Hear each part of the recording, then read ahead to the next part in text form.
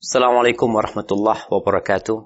Alhamdulillah wassalatu wassalamu ala Rasulillah. Segala puji bagi Allah Jalla Jalaluh. Salawat dan salam semoga senantiasa tercurahkan untuk baginda Nabi kita Muhammad alaihi salatu wassalam. Amma ba'd, kaum muslimin yang semoga dirahmati oleh Allah Jalla Jalaluh.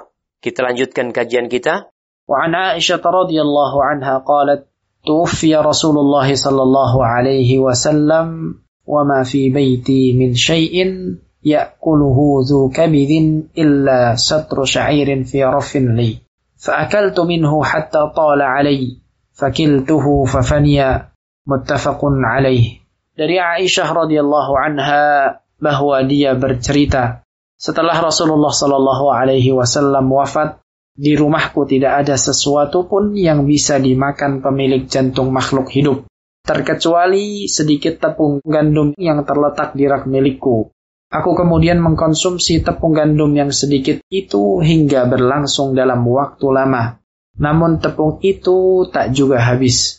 Setelah aku menakarnya, barulah tepung itu habis. Muttafaqun alaih.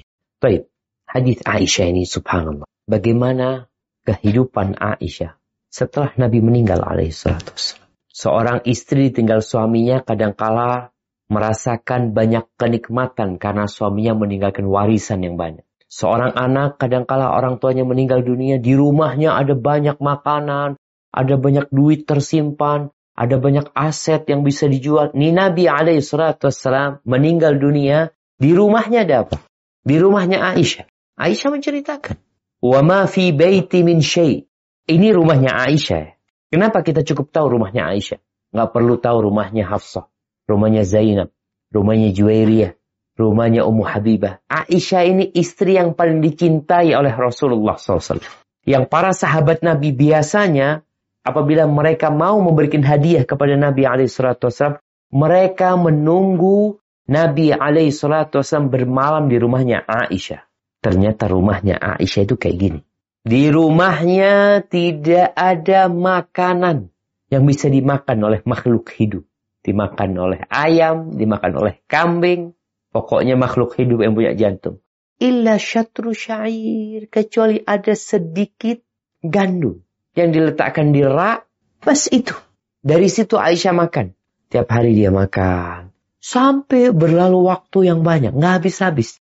Akhirnya sama Aisyah ditakar. Ketika ditakar, mungkin Aisyah kepingin tahu ya, ini kok nggak habis-habis ya? Ada berapa banyak sih sebenarnya? Udah berhari-hari, mungkin berpekan-pekan, berbulan-bulan nggak habis-habis. Ketika ditakar, habis. Barokahnya hilang. Ini permasalahan barokah ini penting untuk kita kaji bersama. Kenapa? Karena banyak di antara kita yang kepingin berkah hidupnya. Kepingin rezekinya berkah. Sebagian mengatakan, Ustadz, sedikit tapi barokah lebih baik daripada banyak nggak barokah. Nah, sahih. Ahibati fillah. Di sini disebutkan bahwasanya Aisyah menakar sehingga berkahnya hilang. Habis itu gandum.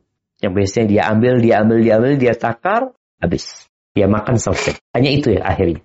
Hadis ini tidak bertentangan dengan perintah Nabi SAW dalam hadis riwayat Ahmad. Nabi SAW mengatakan, "Kilu ta'amakum. Yubarak lakum fihi." Takarlah makanan kalian. Akan diberkahi buat kalian. Jadi menakar itu akan mendapatkan berkah. Tapi kok kejadiannya Aisyah hilang berkahnya? Gimana menggabungkan dua hadis ini? Para ulama menyebutkan bahwasanya perintah Nabi untuk menakar makanan itu ketika proses jual beli.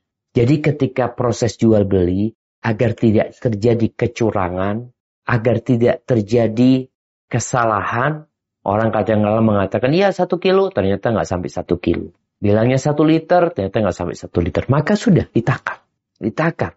Supaya sang pembeli tahu, sang penjual juga tahu berapa jumlah takarannya. Ini akan ada berkah ketika kita menakar makanan yang kita jual, dengan harapan tidak ada yang dirugikan dalam masalah itu. Akan tetapi yang terjadi sama Aisyah ini bukan dalam rangka jual beli.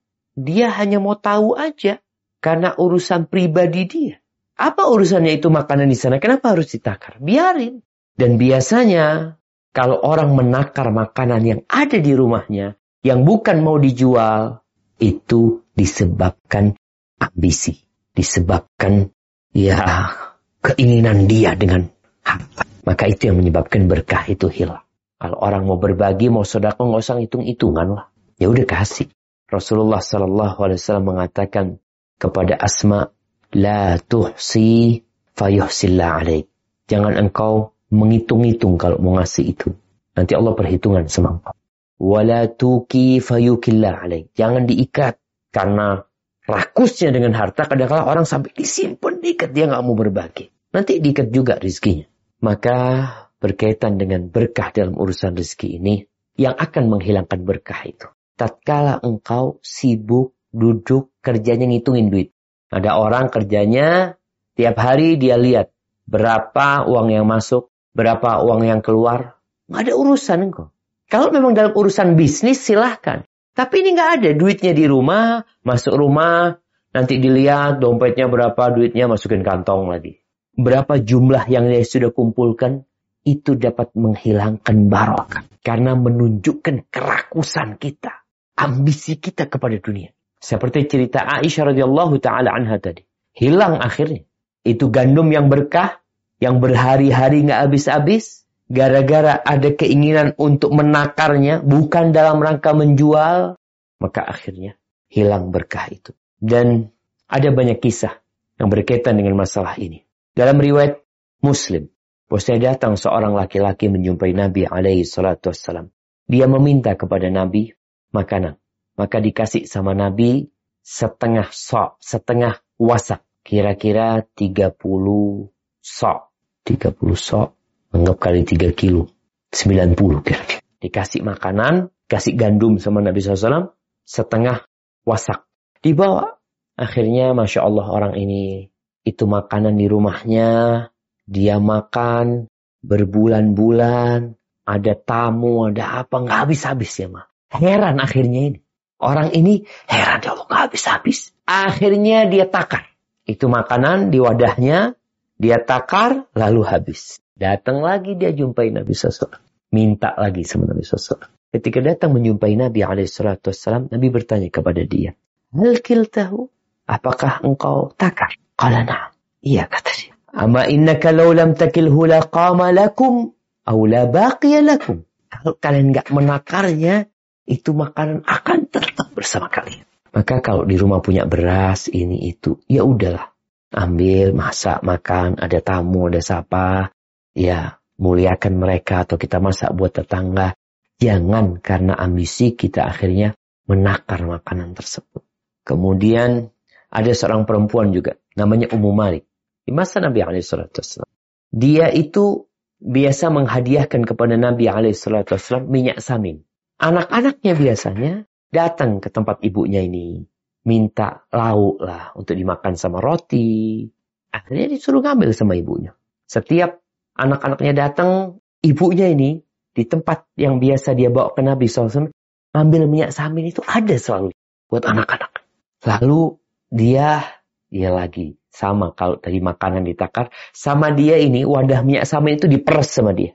Setelah itu habis. Ketika dia datang menjumpai Nabi SAW, Nabi bertanya, mungkin kau peras wadah itu? Kan iya. Maka Nabi mengatakan kepada dia, kalau engkau nggak peras, dia akan terus ada. Kita ini perlu berbaik sangka sama Allah Azza wa Jalla. Allah itu dapat memberikan kepada kita tanpa kita bekerja, tanpa kita berusaha, tapi kita diperintahkan untuk berusaha, untuk berupaya. Dan ada bentuk upaya, salah satunya tadi tidak dengan bakhil kita, berambisi dengan apa yang kita miliki, sibuk dengan menghitung uang yang masuk, yang ada, uang yang keluar, berapa sisa uang dia.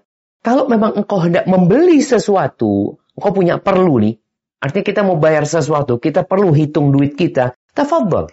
Tapi kalau nggak ada perlunya, kenapa engkau itu? Ambisi, kecintaan kepada dunia.